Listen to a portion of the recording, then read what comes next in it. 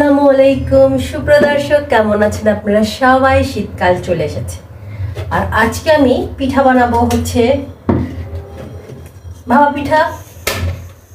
রাতের আমাদের ডিনার হবে। তো আমি পিঠার জন্য প্রথমেই আগে পানি দিয়ে নিচ্ছি চুলাতে, সনাতনী পদ্ধতিতে, একদম মা খালারা যেভাবে পিঠা বানিয়েছে সেভাবেই পিঠা বানাবো।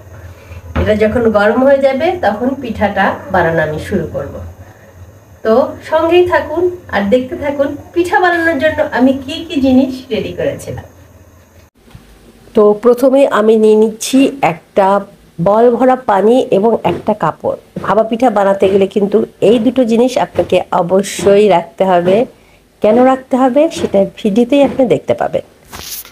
সেই সাথে এখানটায় আমি পাটারি গুড়টাও কুচি করে কেটে নিচ্ছি, কারণ এটা পিঠার মধ্যে দিতে হবে। তো কেটে রাখলে অনেক সুবিধা এবং এটা কেটেই নিতে হয়। তো পাটারি প্রিপারেশনটা নিয়ে ফেললাম আর সেই সাথে চুলায় পানি যেটা দিয়েছিলাম সেটাও গরম হয়ে গেছে। তো এখন ভাপা পিঠা বানানো শুরু করব। আর শীতের সকালে এরকম মজার ভাপা পিঠা খেতে কিন্তু বেশ মজা লাগে। সকাল কিংবা সন্ধ্যায় যে কোনো টাইমেই আসলে ভালো লাগে ভাপা পিঠা খেতে।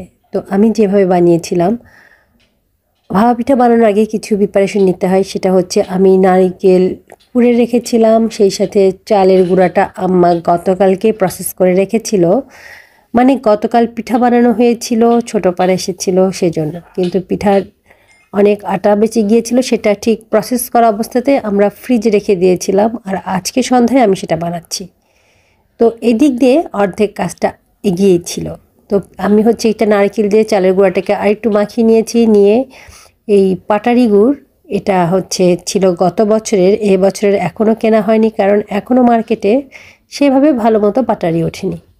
তো আমি এখানটায় পাটারিগুলো দিয়ে নিচ্ছি, দিয়ে তারপরে এটার উপরে আমি আবারও আর এক প্রলেপ চালের গুঁড়াটা দিয়ে দেব। দিয়ে তারপর এটাকে ভাপে দিতে হবে। তো আমি ভাপে পানিটা বসিয়ে রেখেছিলাম আর এখানটায় আমি চালের গুঁড়াটা দিয়ে সুন্দর করে এটাকে বাটিতে সেট করে নিচ্ছি।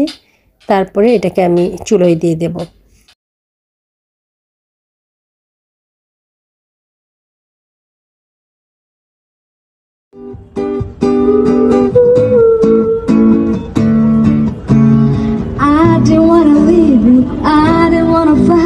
Started to cry, but then remembered I can buy myself flowers, write my name in the sand, talk to myself for hours.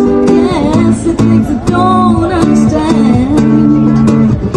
I can take myself dancing, and I can hold my own head.